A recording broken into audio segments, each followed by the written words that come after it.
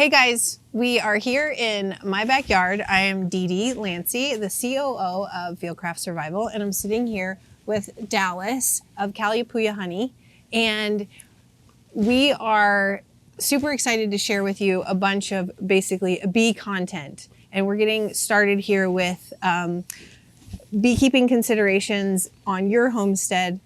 I live in Salt Lake City, and it is a suburban, urban kind of atmosphere here. So I like to call this mini homesteading. Sure. And it's really important to me to share with you guys, all of our Fieldcraft viewers, how to get started. So what is a start point for me living in a city? What is a start point for me in potentially an apartment or slightly more rural? So just show what the start points are for anybody and to make it a little bit more user-friendly and digestible. So Dallas has been amazing. He lives in Oregon, and I'm gonna let him tell you a little bit about himself. So I started beekeeping when I was 14. I went to work for a first-generation Irish immigrant, came to the U.S. in the late 40s and started beekeeping. He offered me a job for $20 a day working bees on a commercial outfit. He ran about 1,800 hives, and I spent the next 7 years doing that, working for him full-time, every day, every Saturday, every school holiday, every Christmas break, every Easter break, every summer vacation. Then I left and went to Oregon, took my bees and moved to southwestern Oregon, and we've been running bees there on a level from just a handful in some years to running over 300 for several years. So that's the background, the experience I've put a lot of time in. Yeah, and you can really tell, or at least I can really tell with your just your knowledge level and expertise, but also how you handle yourself with me as a beginner beekeeper, and definitely in and around the hives and around the bees. Just Dallas picks up on like the tiniest details and the tiniest nuance, and me getting to know how to work bees and what's going on from the ground up. It's been just a real treat to be around you and to get to learn with you in real time in person. So I'm excited to share Dallas with you guys, and I'm excited to share with you guys also my process from being a beginner at something, and I am very much a beginner, but moving at a very quick level to advanced. Well, we'll see about that. Yeah. What we want to share with you guys is like where to start. Yep. So, okay, you've been dreaming about having bees, you think it's a good idea.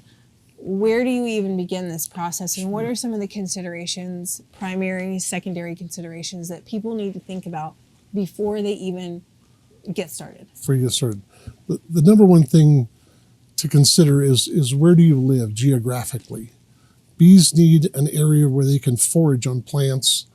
They need nectar as their source of carbohydrates. They need to gather pollen as their source of protein to raise the future generations of bees. So you have to live in a geographical area that's conducive to those things for bees to survive. If you live, let's say you're semi-rural, you live on a half an acre to 10 acres out in the country, and there's creeks and rivers and ponds nearby, and your neighbors have some large gardens and maybe a few fruit orchards around. That's an excellent place for bees to thrive. Also, on the same note, if you're an urban or suburban beekeeper, you live like Dee Dee does here in a subdivision not too far away from a city park, that can also be a very good benefit to keeping bees, because not only are you raising flowers and vegetables in your garden and your planters, but your neighbors are as well. And everyone in your neighborhood is contributing to your beekeeping success by providing their flowers and their vegetables to your bees' potential gathering forage area.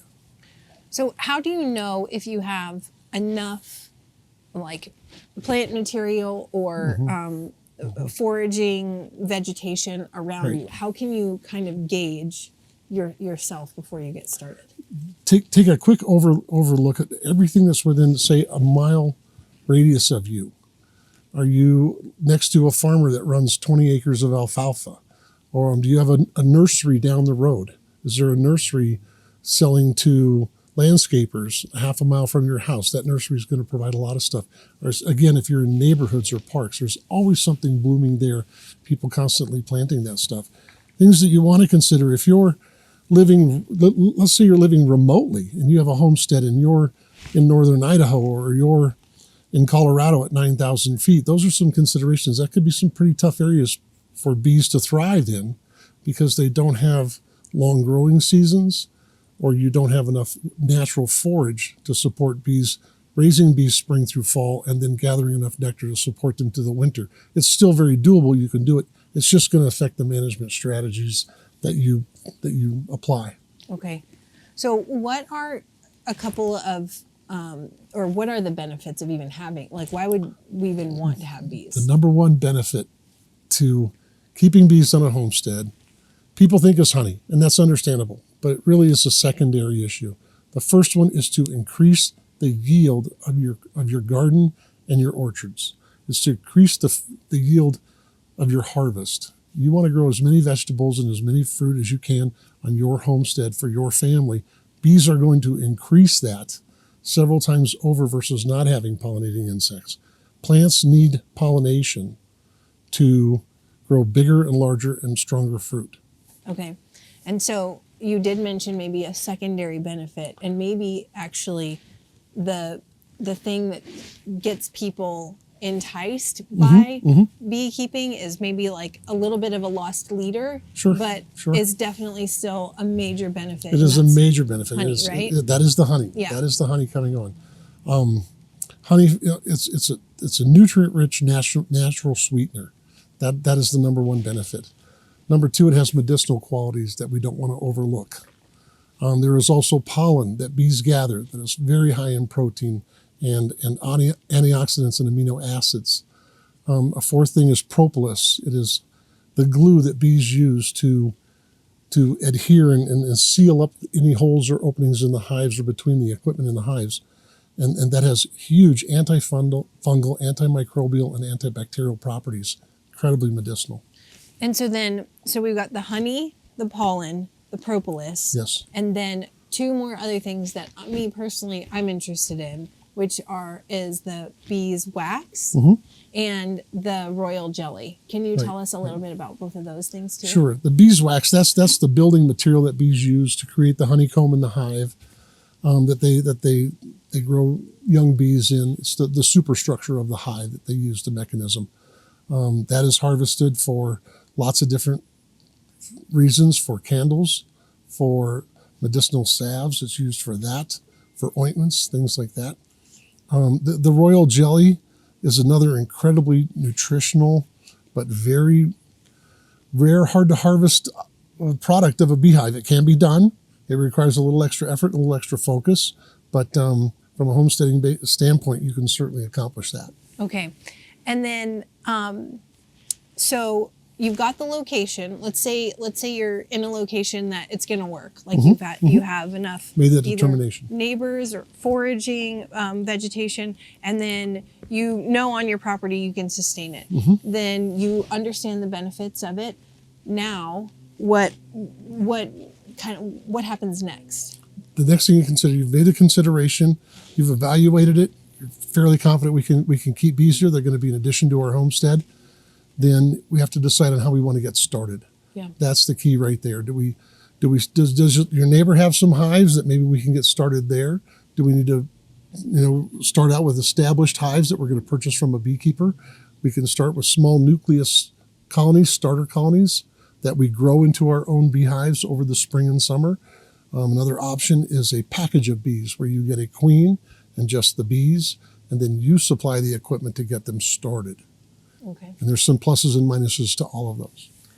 So where would you come in to something like that? I mean, I know my relationship with you, and it has worked out amazing for me personally, but maybe not everybody has access to you, or maybe a certain amount of people do. How could they either use resources that you have and get in touch with you, or use resources around them locally? What should they do? There will be a few people around that have bees. A lot of communities have a local bee club that you can participate in. You can, if you know someone that does keep bees, maybe on a little larger scale, a couple of dozen to maybe 100 colonies, You could offer to help with those people and to work. They could always use help. They're always looking for someone to jump in certain times of the year and offer an extra hand. That's the best way to learn, is to mentor along beside someone or underneath someone for a short period of time. Yeah. Until you get confident with everything that's going on. It's a mystery inside that box which takes place. It's a very important part of beekeeping, is understanding what is happening in there. And so in a very sort of short form, now we've decided everything works. You're going to get bees. You've gotten in touch with some local people. When is the time to start beekeeping? Like, when is the optimal time? Optimal time would be early spring. Make the decision late winter. Start getting set up going into early spring, and then start as early in spring as you can. I would say mid-March, 1st of April at the latest, based again on your geographical area. If you're in Southern California, if you're in Texas, you're in Florida, you can start in May and be fine. But if you're living in the Rocky Mountains or you're living in the Midwest, maybe the Pacific Northwest, you're going to want to start by April if you can. Okay. And so once you get started, what is like, I know from just the interaction that we have now, I understand the 21-day cycle of eggs to like hatching a baby bee. How does that, like, then what happens next, and what is the time frame between like egg to honey kind of thing? Oh, I got you. I got you. So we started in the spring, like we've set you up here. We started 21 days ago here. Okay. 21 days ago. 21 days ago, we're obviously thriving. We're growing already. We've had some good weather, and you have a great area here to work with. So the hive is increasing its population. That queen wants to raise as many young bees as possible. She wants a large workforce to go out and get that summer honey flow, and that pollen to bring that in to raise more bees. So the first 21 days, it's 21 days egg from the time a queen lays an egg to the time that bee hatches is 21 days. That's basically a roadmap in that hive.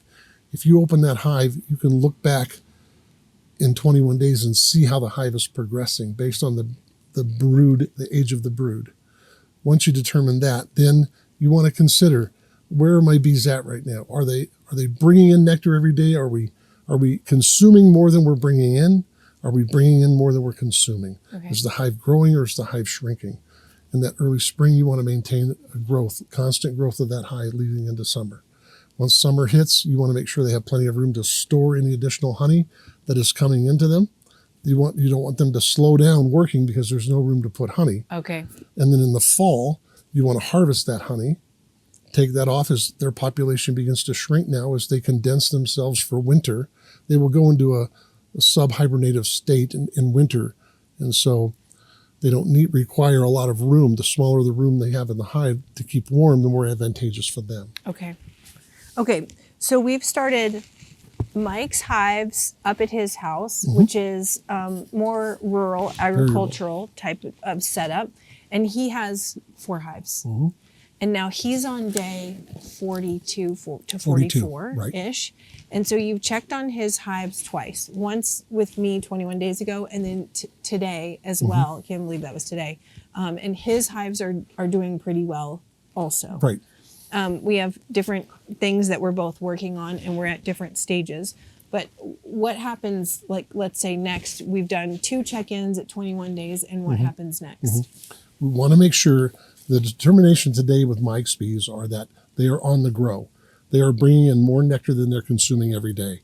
So we want to be in a position to capture that surplus. That's the honey that we want to capture for ourselves. So today we put more supers on them. We added more boxes to allow them more room to expand and to store that honey. Okay. He's a little higher elevation than you are. His days aren't as long as yours are. His temperatures aren't as good, but he's in a good spot. Cool. So if people have questions, because you guys probably have a lot of questions after this, where can they find you, and how should they ask? I mean, of course, you guys can drop down in the comments and ask questions here, but sure. What's a good way to get in touch with you? CalapooyaHoney.com is the best way to get a hold of us. Leave us questions. We'll try to get to everybody and answer everybody, but that's the best way to get a hold of us that way. All right, guys, thank you so much for joining us. We are going to be filling you guys in on all things bee content. We're going to be going over how to get started on your homestead or mini homestead with bee considerations, getting started from the basics all the way to harvesting honey. Dallas is going to be coming down here to me and Mike. We're going to be working both of our sets of hives and showing you the difference throughout the season.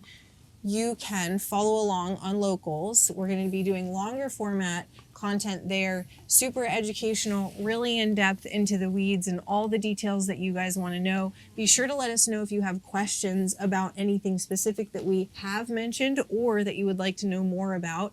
Dallas is here from Calipuya Honey from Oregon.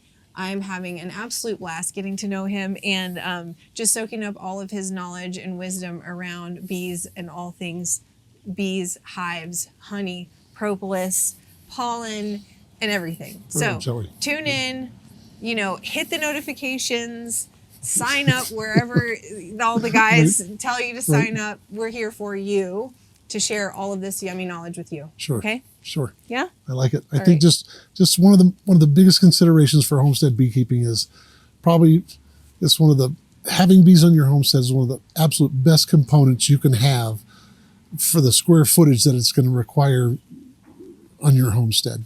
Yeah. Very few things are going to provide you as much as bees will. Yeah, big bang for your buck. Yes. And a sweet bang at that. Okay. Okay? Thanks, guys.